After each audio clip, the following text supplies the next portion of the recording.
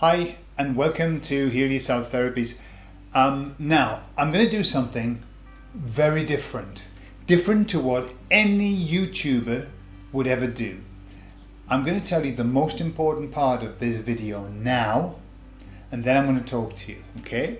So normally what they do is they say, stay to the end because I've got something very important to say to you, and then everybody just clicks to the end, don't they? So I'm going to tell you what it is. I feel that I would like to offer a little bit more help than what I'm doing at the moment. What I'm aware of is that we are living in turbulent times. We are living in times where we tend to do this. And how do I know that this is happening? It's because it's what's happening to me as well. To me and to my family and to everybody around us. You know, you have good news, you have bad news, you have good news, you have bad news. Now, for us, on this side of the fence, the good news is when we see some movement about the truth coming out, that another doctor speaks out, another politician speaks out, somebody speaks in Parliament, and this is all great news. And then, of course, you see other bad news where they say, well, we're going to make everybody wear the mask forever, and the vaccine's just about out, and we'll never get back to another normality. And kind of you go, oh, for goodness sake. Okay, so this is just the way that it is at the moment. We're in a fight between good and bad, and that's just the way it is. So what I want to start doing is, and this all depends on you, I want to start doing initially a live streaming, okay? And in the live streaming, I want to do some kind of therapy work with everybody, using some techniques to help everybody calm down, find a nice place to be in the mind, you know, a still place in the mind. And what we can do in the live streaming is that you can comment on some of the issues that you've got, and then we can work through them, because my guess is that most of us will be having the same issues, you know. So that's what I'd like to do. Now, I'm aware that we have viewers who are in the US. So if I do this, I'm going to do this kind of in the later evening, maybe at a weekend as well, so that people who are working will get a chance. So maybe on a Saturday, I'll do something about 8 o'clock Spanish time, so that people, you know, on a Saturday, people can still join in the US and things like that. So that's the idea. What I would like is some feedback to let me know if you think that it's worthwhile. That would be me live streaming, reading your comments, and then us doing some work together. And it might be using EFT as a technique, the tapping technique, the havening technique, just talking about stuff. Yeah, because I think we need it. We need to be able to get into a good headspace, and that's what I want to offer. Okay, so you let me know if you think that'll be valuable, and if it is. And, you know, for me, valuable is if I can help 2 people. If I can help 1 person, then it's valuable. Okay, so it isn't, you know, I'm not expecting hundreds of people to say, yes, yes, yes. Just enough to make it worthwhile, yeah? So I'm not sitting on my own. That would just be that would be when I wouldn't do it. If I was sitting on my own, there would be no point. I would just do it myself.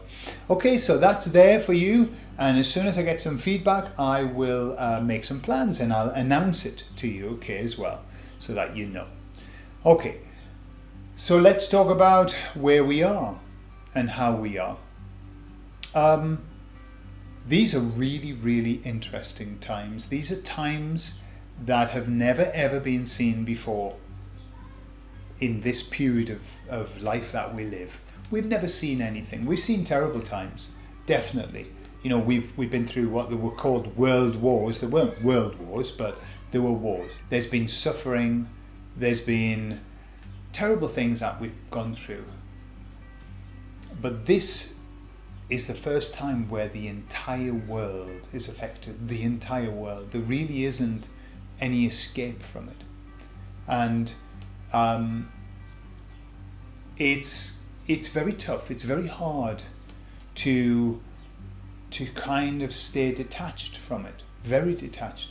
We went to a demonstration in the centre of Madrid last Saturday, And it was the first time that we'd been to an event like that. We couldn't do it before because of the children, and our in-laws couldn't come to the house because of the lockdown. But it was an event where we just went to speak about the New World Order. It was kind of speaking up and trying to raise some awareness about the fact that there is, a group of evil beings who were trying to take off with the world, I suppose. And it was very beautiful. We weren't a massive crowd, but hey, we ended up quite big, and it was beautiful, just in the sense that we were with like-minded people. And what I noticed, there was a unity there. We were all different. There wasn't one pattern. There wasn't sort of a group of, the freaky people and the hippie people and it was just standard people. But all of us with the right similar attitude, which was, this is not right, we don't accept it, we do not condone. Yeah? And so it was really beautiful. When we came away from it, I felt that I wasn't alone anymore, because this is a lonely journey. We are the minority. It's a lonely journey, and especially when you find that the people that surround you, and when I read the comments, the people that are surrounding us, they're asleep. They're not aware of what's happening. And so they look to us as though we are the crazy ones. And obviously society paints us as crazy ones. Let me tell you what I saw the other day, and I thought this was fantastic. Right, in a horrible way, it was fantastic. But they've started to say that the people who reject the mask, the people who reject confinement and stuff, and who push against all of this, are psychopaths. And what they said was, the article said that it had been shown in studies, obviously they've got the studies through really quickly, that the people who fight against what the government wants you to do for your better good are psychopaths. And I thought, wow, we've been called the conspiracy theorists. Here in Spain they're called conspiranoicos, which is paranoid conspiracy theorists, and now we're psychopaths as well.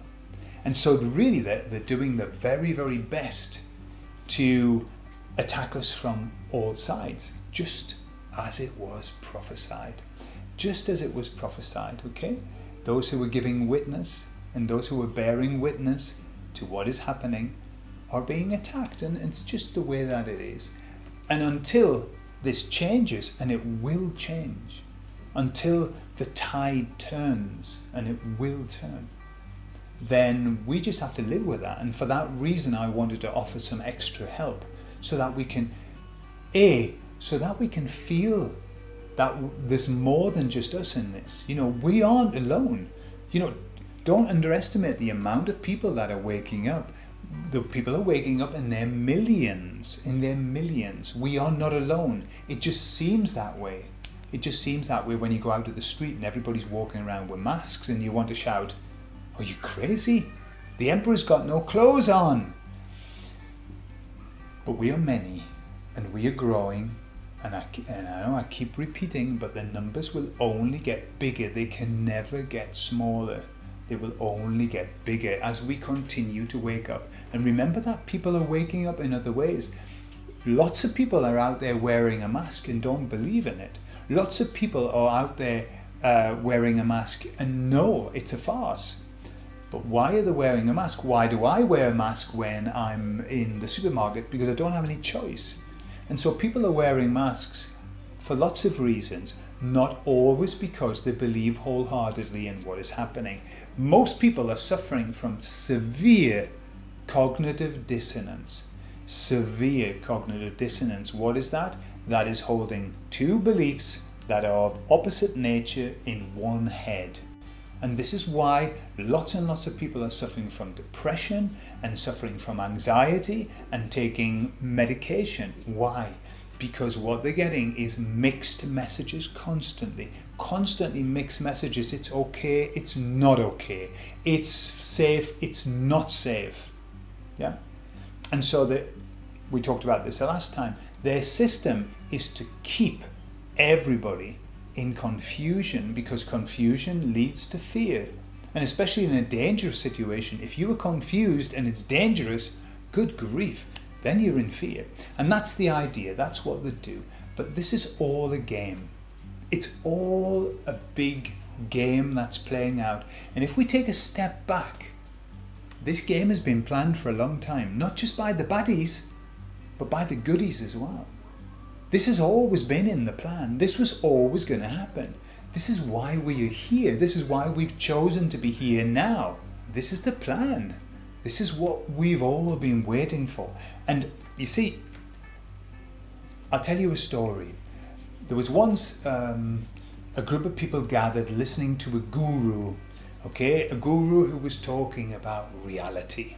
And the guru said, reality doesn't exist. Reality is just something that we create within us and which expresses itself before us. Many people are talking about this. We're living in a simulation, but that's what the guru was talking about. This is nothing more than a false reality. Nothing is real. Nothing is substantial. And the woman that was sitting listening to him nudged the guy next to her and she said, do you believe that? Do you believe that reality is not real at all and that we just imagine everything around us? And the guy said, of course I do. I've followed this man for years. That is the truth. And she said, well, do you mind swapping places with me? Because there's a terrible draft where I'm sitting. And this is the issue. You see, it's when you're zen, when you're a zen, like, it's very easy to be zen when you're comfortable. It's very easy to be zen when you're not in pain. It's very easy to be zen when you're not in trouble or in danger. But the bottom line is that we are physical beings. We are here to have a physical experience. And we are physical beings. We feel pain. We feel emotion. We are feeling beings. And so, we can't just deny what's happening around us. We can't deny the pain. We can't deny the emotion. We can't deny that these are tough times. They're tough times. And that's just the way that it is. Denying it sometimes can be to the detriment of our own selves because we deny it, but it's happening, right? And that's this cognitive dissonance. No, blah, blah, blah, blah, blah. The best way of dealing with it is understanding that we have to get through it, and we need tools to get through it, and we need one another to get through this. But we will get through it. It was always planned. It's prophesied that we'll get to it. There's a happy ending. We're going to get to the happy ending, And that's just the way it is. And even, let's look at the worst case scenario. The worst case scenario is that we don't make it. All right? It's goodness. It's what the Jehovah's Witnesses have used ever since the beginning as a fear weapon, a weapon of fear to stop people from leaving. Maybe we won't get through it. And it'll be worse for you because you know. But that's not that bad. It's not that bad. If you've got 1 ounce of belief in life after death, right? And my guess is that you've got some kind of belief. For those who don't, look, it doesn't matter, does it? If there's nothing after this life, then it's actually easy to leave it. When we lose our life, it's done. There's a period of where you die. How long does it last? I was present when my grandfather died and I watched him die, and it took about, I would say, 3 seconds. I watched the colour go out of his face and the colour go whoa, down his body. 3 seconds, he was dead. It doesn't take very long. So that death is way, way overhyped. That the fear of death is way, way exaggerated. It ain't that bad. Everybody does it. We all do it. Everybody does it. But the problem is, It's like everybody does it, but nobody wants to face it. Okay? But actually, the act of dying ain't that bad. It's probably a blessed relief sometimes, isn't it? So, that's if you don't believe anything. If you do believe in life after death, fantastic. What have you got to lose? Where are you going to go? If you die for your cause, you've got a place at the right-hand side of God, straight up there. You know, there's no problem. You're going to be in bliss, in paradise, in heaven. And if you believe in the reincarnation theory, which is something I believe in, it resonates very well with me, you just come back. They'll give you a new one. You get a new car. Hey! There's nothing to lose. You know that the most frightening thing about fear is fear itself. The reality isn't that bad. Think about every time that you've done something that you were frightened about doing. Whether it be diving off a high board, whether it be doing a bungee jump, whether it be speaking to somebody about something, anything that created fear. And then you think about doing it, when you did it, and then how you felt afterwards. Every time after we've done it, we have a relief. And we also, very often, 99 times out of 100, realize that it wasn't that bad, that we had created the monster in our head. The reality of it is, yeah, it might be tough for a few seconds, like death, but then it's over, it's done. Relief. Okay? And so, the issue with fear is fear. It isn't the act of doing it, it isn't going through it, and it isn't getting to the other side. Okay, so in the worst case scenario, what can they do to you? They can take your life. And so what? You get another one. There you are. Just take your ticket. You know, like they do in the shops when you want to be attended to. You go to heaven, take your ticket. Go, when you're ready, I'm going to head back again. Yeah, this time I'm going to be a woman. Yeah? It doesn't matter. It really doesn't matter. I'm not saying that it's going to come to that at all. But what I'm trying to do is help you to understand that you don't need to be frightened of anything. Okay? Yes, you need to manage your state, and that's what I want to do by offering these live streaming events, which if there are enough people that join, I'll end up doing them as a Zoom event, and that'll be even more interactive. And I think that'll be nice for people to be able to, we'll be able to talk, to see one another, and share our thoughts and feelings, and share our concerns, and also help to let people know that we're not alone in all of this. Okay? So, I'll leave that with you. Stay strong, stay happy, and remember, focus on the happy ending. Right? Focus on the happy ending. How many times have you done something that's tough? When people do exercise, people go running for the first time, they go through hell. They've got spit everywhere, the lungs are burning, the legs are burning. Why are they doing it? They're doing it because they're thinking about the happy ending. I want to get fit.